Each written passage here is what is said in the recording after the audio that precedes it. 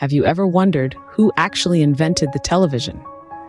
It's a question that might lead you down a rabbit hole of discovery and surprise. Most of us grew up learning that the television was the brainchild of John Logie Baird. His name has been etched in the annals of history as the father of the idiot box. But what if I told you that the truth might be a little more complicated than that? This isn't about discrediting Baird's contributions, far from it. But history is an intricate tapestry, woven with threads of facts, half-truths, and forgotten narratives. And in this tapestry, the story of the television's invention is a fascinating enigma. It's a tale shrouded in obscurity, featuring unsung heroes and forgotten pioneers. So, are you ready to challenge what you know and uncover the truth? Let's dive into the heart of this intriguing mystery. Meet Philo T. Farnsworth, a name you probably never heard of. Yet, his invention is something we all use almost every day. Born in a small log cabin in Utah in 1906, Philo was a curious child with a fascination for all things mechanical. Growing up without electricity, he was amazed by the power it held when his family moved to a house that had electric power. This fascination turned into a lifelong obsession that would change the world. At just 14 years old, Philo had a vision while plowing his family's potato field. The back-and-forth motion of plowing conjured an image in his mind: electronic television. He imagined breaking up images into parallel lines of light, transmitted to a device and reassembled for the viewer. This was a revolutionary idea at a time when television was just a dream, a concept for science fiction, not science fact. Philo was not a rich man. He didn't have a fancy laboratory or a team of scientists at his disposal. But he had an idea, a passion, and an insatiable curiosity. By the time he was 21, in 1927, he had made his dream a reality. In a simple lab in San Francisco, using bits and pieces of wire and glass, he made the first electronic television. It was a crude device, but it worked. Images could be transmitted electronically, creating moving pictures in a way that had never been seen before. But Philo's story was not just about an invention. It was about a dream, a vision, a relentless pursuit of knowledge. It was about seeing the world not as it was, but as it could be. He was a genius, a visionary, and an inventor, yet his name is seldom remembered when we talk about the great inventors of the 20th century.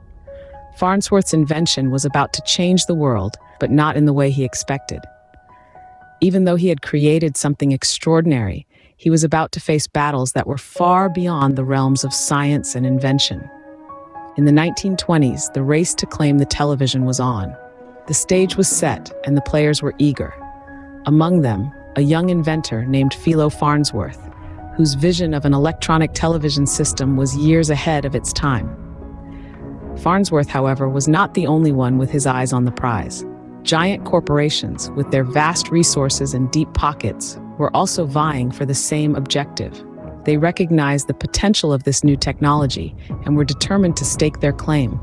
The struggle was fierce, and the stakes couldn't be higher. Farnsworth found himself entangled in a web of legal battles against these corporations who sought to usurp his invention.